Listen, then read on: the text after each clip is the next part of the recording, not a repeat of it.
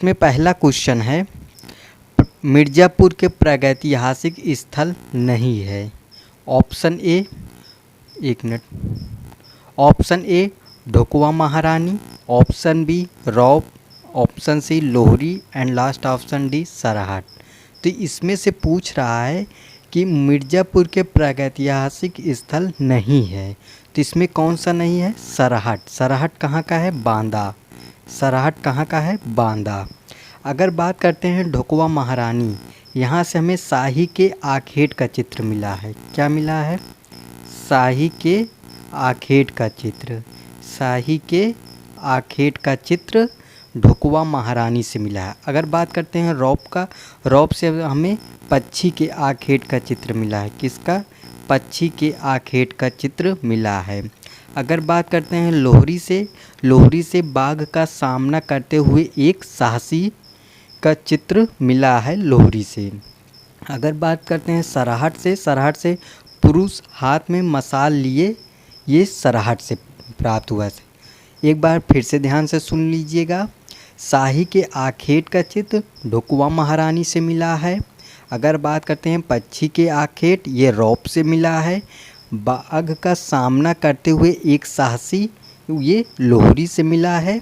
और पुरुष हाथ में मशाल लिए, यह सरहट से मिला है। सरहट कहाँ स्थित है? बांदा में। बाकी सब मिर्ज़ापुर के प्रागैतिहासिक स्थल हैं। नेक्स्ट क्वेश्चन देखते हैं, भारतीय कला के हस्ताक्षर पुस्तक के लेखक कौन हैं? Option A Jyotish Joshi, option B Anand Krishna, option C Sunita Chopra and last option D Asit Kumar. तो इसमें पूछ रहा है भारतीय कला के हस्ताक्षर पुस्तक के लेखक कौन हैं, तो वो हैं option A Jyotish Joshi. Next question देखते हैं, दीपक राग प्रसिद्ध पेंटिंग है। Option A Maqbool Fida Hussain, option A Maqbool Fida Hussain, option B Amrita Shergil, option C Nandalal Basu and last option D Yamini Ranjan Roy. अगर बात करते हैं दीपक राग, कहीं कहीं ये राग दीपक भी लिखा होता है। प्रसिद्ध पेंटिंग है मकबूल फ़िदा हुसैन की, जिन्हें हम घोड़ों के चित्रों के लिए प्रसिद्ध मानते हैं। यह 1977 में बना चित्र है। कब का? 1977 में कैनवास तैल माध्यम में यह चित्र बना हुआ है। तो दीपक राग प्रसिद्ध पेंटिंग किसकी है? तो मकबूल फ़िदा हुसैन की है। राजस्थान की कोटा शैली के विषयों में सर्वोत्कृष्ट है, क्या है? ऑप्शन ए पशु, option B Ragamala, option C नायिका एंड लास्ट ऑप्शन डी इनमें से कोई नहीं। तो इसमें सबसे ज़्यादा क्या मिला है? हमें पशुओं का चित्र मिला है। अगर बात करते हैं कोटा शैली को, कोटा शैली को संरक्षण प्राप्त किया था राजा उमेद सिंह ने। किसने? राजा उमेद सिंह ने कोटा शैली को संरक्षण प्राप्त किया था राजा उमेद सिंह ने। यह शैली शिकार चित्रों के लिए प्रसिद्ध है। किसके लिए? शिकार चित्रों के लिए। कोटा शैली में शिकार चित्रण अधिक हुआ है, तो कोटा शैली शिकार चित्रों के लिए प्रसिद्ध है। नेक्स्ट क्वेश्चन है, छोटी लाल रंग की नाव किस शैली की विशेषता है? ऑप्शन ए मेवाड़ शैली, ऑप्शन बी किशनगढ़ शैली, option C Marwar and last option D Bikaner. तो छोटी लाल रंग की नाव किस शैली की विशेषता है? या किशनगढ़ शैली की विशेषता है। किशनगढ़ शैली का एक चित्र प्रसिद्ध है, एक दूसरे को पान का पत्ता देते राधा और कृष्ण। या किसने बनाया था? निहाल चंद ने। किसने? निहाल चंद ने। नौका विहार हो गया, प्रसिद्ध चित्र है। प्रेम की नौका हो गया, और प्रेम की कीड़ा, ये सब किशनगढ़ का प्रसिद्ध चित्र हैं। किशनगढ़ शैली का प्रसिद्ध चित्रकार कौन है? तो निहाल चंद हैं। कौन है? निहाल चंद। बनी ठनी प्रसिद्ध चित्र बनाया था निहाल चंद में, किस शैली की है? तो किशनगढ़ शैली की। नेक्स्ट क्वेश्चन देखते हैं, किसके अंतर्गत ठीक अनुपात, नाप तथा बनावट आता है? ऑप्शन ए रूप भेद, ऑप्शन बी प्रमाण, ऑप्शन सी भाव एंड लास्ट ऑप्शन डी सादृश्य। तो किसके अंतर्गत ठीक अनुपात, नाप तथा बनावट आता है? तो वह आता है प्रमाण के अंतर्गत।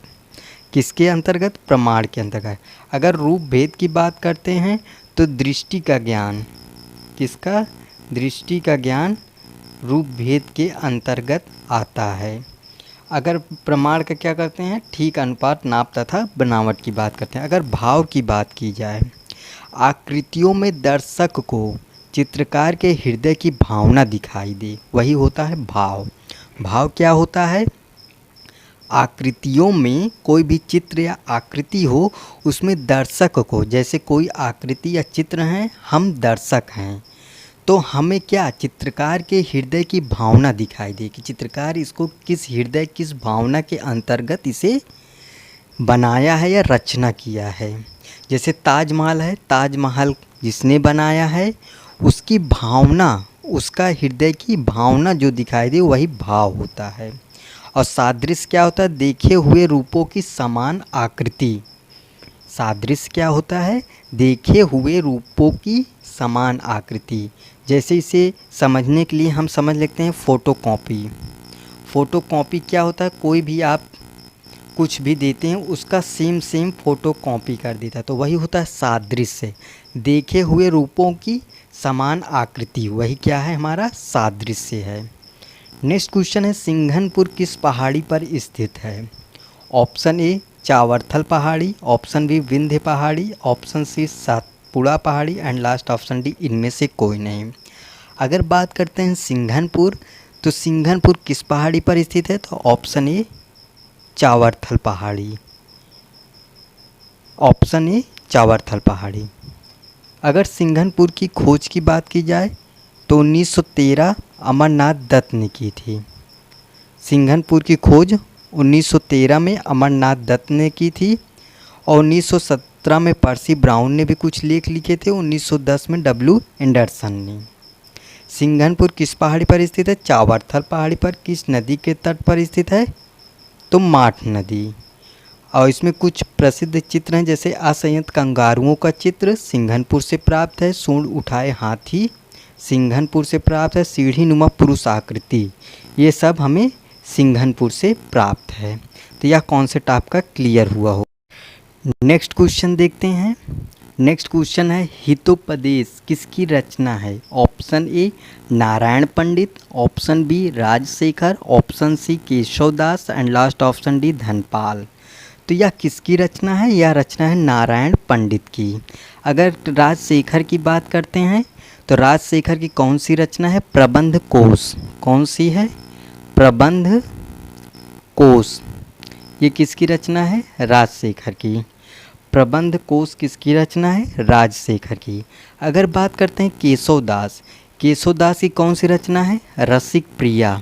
कौन सी है, रसिक प्रिया। केशवदास की कौन सी रचना है, रसिक प्रिया। अगर बात करते हैं धनपाल की, धनपाल की कौन सी है, तिलक मंजरी। धनपाल की कौन सी है, तिलक मंजरी। धनपाल की कौन सी है, तिलक मंजरी। इसमें नारायण पंडित की रचना हितोपदेश हो गया, राजशेखर की रचना प्रबंध कोश हो गया, केशवदास की रचना रसिक प्रिया, धनपाल की रचना तिलक मंजरी।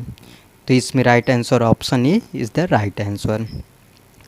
नेक्स्ट क्वेश्चन देखते हैं, एलोरा की गुफा संख्या 6 जाना जाता है, किस लिए जाना जाता है। ऑप्शन ए विश्वकर्मा गुफा, option B Neelkanth Mandir, option C Mahamayuri Saraswati and last option D Kailash Mandir. अगर बात करते हैं एलोरा की गुफा संख्या 6, तो यह किसके लिए जाना जाता है, ऑप्शन सी महामयूरी सरस्वती। अगर बात करते हैं विश्वकर्मा गुफा, तो विश्वकर्मा गुफा गुफा संख्या 10 को कहा जाता है। अगर बात करते हैं नीलकंठ मंदिर, तो इसे गुफा संख्या 22 कहा जाता है। अगर कैलाश मंदिर की बात करते हैं तो ये गुफा संख्या 16 में है। अगर हम बात करते हैं एलोरा गुफा, तो एलोरा गुफा कहाँ स्थित है, तो यह महाराष्ट्र के औरंगाबाद में स्थित है। कहाँ स्थित है, महाराष्ट्र के औरंगाबाद में। एलोरा गुफा बेसाल्ट चट्टानों को काटकर कुल 34 गुफाओं का निर्माण किया गया था। कौन सी चट्टान, बेसाल्ट चट्टान को काटकर कुल 34 गुफाओं का निर्माण किया गया था, जिसमें 1 से 12 तक मतलब 12 गुफा बौद्ध धर्म से संबंधित है, 13 से 29 तक यानी 17 गुफा हिंदू धर्म से संबंधित है, 30 से 34 तक 5 गुफा जैन धर्म से संबंधित है, जिसमें विश्वकर्मा गुफा गुफा संख्या 10 को कहते हैं, नीलकंठ मंदिर गुफा संख्या 22 को कहते हैं, महामयूरी सरस्वती गुफा संख्या 6 को कहते हैं, कैलाश मंदिर गुफा संख्या 16 कहते हैं, जैसे छोटा कैलाश गुफा संख्या 30 को कहते हैं। तो इस प्रकार से ये गुफाओं का निर्माण हुआ है। और एलोरा का प्राचीन नाम देखा जाए तो एलापुर एंचल या बेरुल नाम से जाना जाता है। नेक्स्ट क्वेश्चन देखते हैं। नेक्स्ट क्वेश्चन है इसमें, तारीख ए यामनी किसकी रचना है? Tarikh e Yamini. Option A Firdausi, option C B Utbi and last option D Baihaqi. C Baihaqi and last option D में से कोई नहीं। तो तारीख ए यामनी किसकी रचना है? तो यह है उत्बी की। किसकी है? Option B Utbi. अगर फिरदौसी की बात की जाए तो इनकी कौन सी रचना है? शाहनामा। कौन सी है? शाहनामा। अगर बात की जाए वैहाकी की तो वैहाकी की है तारीख ए सुबुक्तगीन। कौन सी है? तारीख ए सुबुक्तगीन। कौन सी है? तारीख ए सुबुक्तगीन। और फिरदौसी की कौन सी है? शाहनामा। उत्बी की तारीख ए यामनी और वैहाकी की तारीख ए सुबुक्तगीन। नेक्स्ट क्वेश्चन है, किस शैली की मुख्य विशेषता है वृक्षों की लताओं के समान अंकन? या किस शैली की विशेषता है? Option A Orissa, option B Nath Dwara and option C company शैली एंड लास्ट ऑप्शन डी इनमें से कोई नहीं। तो किस शैली की विशेषता है वृक्षों की लताओं के समान अंकन? या किसकी है? उड़ीसा। उड़ीसा किस लिए प्रसिद्ध है? भगवान शिव के लिए। लेकिन इसमें चित्रण किसका किया गया है? तो कृष्ण भगवान का। प्रसिद्ध तो है उड़ीसा भगवान शिव के लिए, लेकिन उड़ीसा शैली में चित्रण किसका अधिक हुआ है? तो कृष्ण भगवान का। उड़ीसा का समय कब था? 17वीं शताब्दी। कब था? 17वीं शताब्दी। उड़ीसा शैली का समय 17वीं शताब्दी। उड़ीसा के पटचित्र राधा कृष्ण से संबंधित है। पटचित्र का मतलब क्या होता है? कपड़े पर जो चित्रकारी की जाती है उसे हम पटचित्रण कहते हैं। उसमें राधा कृष्ण से संबंधित है। चित्र इनमें ज़्यादातर टाट एवं कपड़े पर बनते थे। उड़ीसा शैली में चित्र ज़्यादातर टाट एवं कपड़े पर बनते थे। नेक्स्ट क्वेश्चन है, दूल्हे की सवारी नामक भित्ति चित्र किसने बनाया?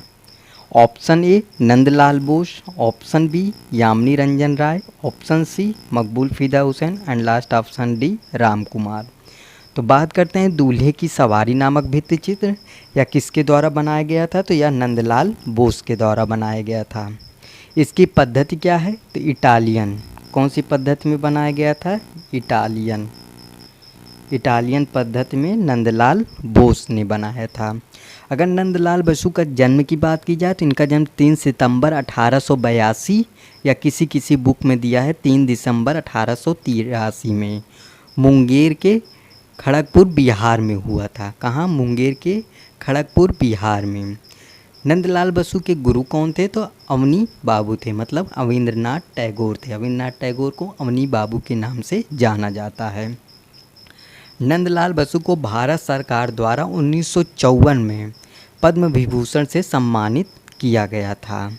इनका कुछ प्रसिद्ध चित्र है, जैसे सती का देह त्याग। सती का देह त्याग नंदलाल बसु का प्रसिद्ध चित्र है। शिव का विषपान, महाश्वेता इनका प्रसिद्ध चित्र है।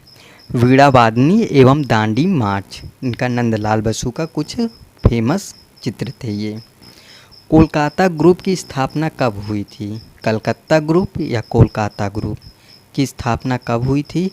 Option A 1943, option B 1944, option C 1945 and last option D 1946। अगर बात करते हैं कलकत्ता ग्रुप की स्थापना, यह 1943 में हुई थी। कहाँ हुई थी? कलकत्ता में। कहाँ हुई थी? कलकत्ता में। इसकी स्थापना कलकत्ता में 1943 में। अगर समापन की बात की जाए, कलकत्ता ग्रुप का समापन कब हुआ था? तो 1953 में, यानी 10 साल ये चला था बस। इसके संस्थापक कौन थे? प्रदोष दास गुप्ता। कौन थे? प्रदोष दास गुप्ता। प्रदोष दास गुप्ता एक प्रसिद्ध मूर्तिकार थे। कलकत्ता ग्रुप का अन्य नाम भी था, ग्रुप 43 के नाम से भी जाना जाता है। और यह एक खास बात यह है कि अमृता शेरगिल के मृत्यु के बाद भारत में कलकत्ता ग्रुप की स्थापना हुई थी अमृता शेरगिल के मृत्यु के बाद। और कलकत्ता ग्रुप की प्रथम प्रदर्शनी कब लगी थी? 1944 में। कब लगी थी? 1944 में। कहाँ लगी थी? मुंबई में। तो ये था कुछ कलकत्ता ग्रुप से इम्पॉर्टेंट फैक्ट। नेक्स्ट क्वेश्चन देखते हैं, जहांगीर आर्ट गैलरी कहाँ स्थित है? Option A Goa, option B Mumbai, option C Delhi and last option D इनमें से कोई नहीं। तो जहांगीर आर्ट गैलरी कहाँ स्थित है? तो यह स्थित है मुंबई में। अगर गोवा की बात किया जाए तो गोवा में एक प्रसिद्ध आर्ट गैलरी है, कौन सी? Ruchika art gallery. कौन सी है? Ruchika art gallery. ये बहुत इंपॉर्टेंट है, ये एग्ज़ाम में ज़रूर पूछता है, रुचिका आर्ट गैलरी। और दिल्ली में एक बात कर लेते हैं, वढेरा आर्ट गैलरी दिल्ली में है। वढेरा आर्ट गैलरी दिल्ली में है। और गोवा में रुचिका आर्ट गैलरी, मुंबई में जहांगीर आर्ट गैलरी, दिल्ली में Vadehra art gallery. Next question देखते हैं, भैंसों का चितेरा किसे कहा जाता है? Option A Devkinandan Sharma, option B Nicholas Roerich, option C Abdul Rahman Chughtai and last option D Parmanand Choyal. अगर बात करते हैं देवकीनंदन शर्मा का, तो इन्हें मोरों का चितेरा कहा जाता है। क्या कहा जाता है? मोरों का चितेरा। अगर बात करते हैं निकोलस रोरिक, इन्हें रंगों का जादूगर कहा जाता है। क्या कहा जाता है? रंगों का जादूगर, निकोलस रोरिक का। अब्दुल रहमान चुगताई, इन्हें रंगों का सम्राट कहा जाता है। रंगों का सम्राट। रंगों का सम्राट किसे कहा जाता है? तो ये कहा जाता है अब्दुल रहमान चुगताई। अगर बात करते हैं भैंसों का चितेरा, तो ये परमानंद चोयल को कहा जाता है। Option D is the right answer. तो इसमें बात करते हैं मोरों का चितेरा देवकीनंदन शर्मा, रंगों का जादूगर निकोलस रोरिक, हिमालय वगैरह का बहुत चित्रण किए थे निकोलस रोरिक, रंगों का सम्राट Abdul Rahman Chughtai and last option D Parmanand Choyal is the right answer. भैंसों का चितेरा के लिए प्रसिद्ध थे। तो ये था हमारा इम्पॉर्टेंट क्वेश्चन। उम्मीद करता हूँ सब लोग को क्वेश्चन समझ में आया होगा, उसका एक्सप्लेनेशन समझ में आया होगा। अगर एक्सप्लेनेशन कहीं कहीं आपको ना पता हो तो वो आप नोट्स में ज़रूर लिख लिया करिए, क्योंकि ये एक्सप्लेनेशन आपके एग्ज़ाम के लिए महत्वपूर्ण है। शुरू में तो लगता है कि हाँ याद हो गया है, लेकिन बाद में दिमाग से निकल जाता है।